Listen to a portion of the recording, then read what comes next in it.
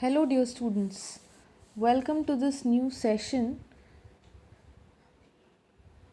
Before we start with the chapters, I would want you all to first practice a little bit of writing section.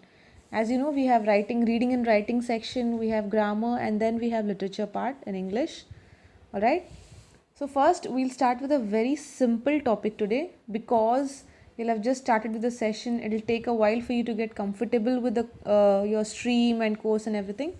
Let's start with something simple which you have already learnt in your 10th standard, and that is articles. So, basically, what is an article? Article is nothing but information about a particular topic or particular subject. Okay, the subject can be a question, it can be a particular topic, and you are just conveying information to the general public.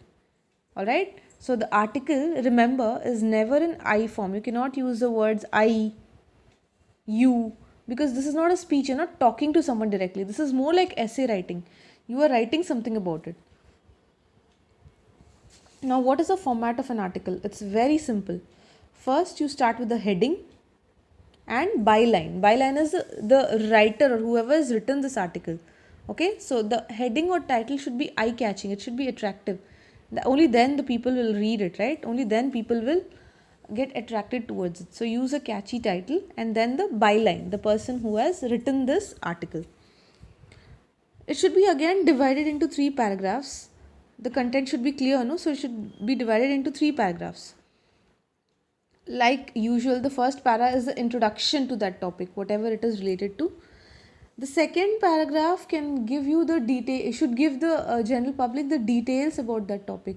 Everything clearly defined, the causes, the effects and everything.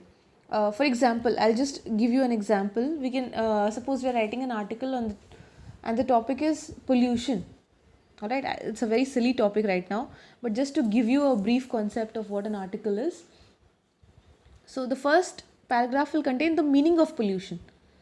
Alright, the detailed meaning of pollution will be in the first paragraph. Now second paragraph will contain what are the different kinds of pollution, how does pollution spread, what are the causes, effects and everything. Alright, and in the end, in the conclusion part, in the third paragraph, you will write why spreading of pollution is harmful to the general public. Alright, and then what are the demerits or what are the effects of pollution and how we should control this pollution as society and as an individual. Alright, so you just have to remember this. Try to get original ideas there. Try to you can include quotes and all that, but again, see to it that most of the part is original. Try to take examples from your day-to-day life. Try to give references from your daily life. In this way, the article will feel more realistic. It's very simple.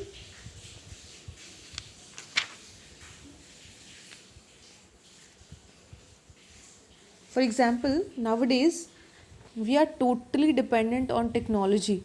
We've forgotten to write letters, like this question here.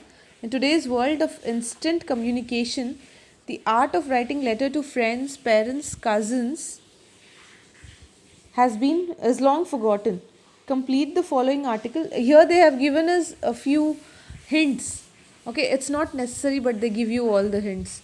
They might just give you this question and you are supposed to prepare an article there. So you can give a heading, the art of writing articles, and the byline. Here it is given in the question. And if nothing is given in the question, you can write your own name there, otherwise XYZ. But here they have used a name by Radha Jain, class 12th, and the name of the school. Again, they have divided into 3 paras, very clearly talking about the art of writing letters. And in the second paragraph, you can talk about how technology has taken over all the traditional means. Nobody refers all traditional means now because writing of letters is time consuming.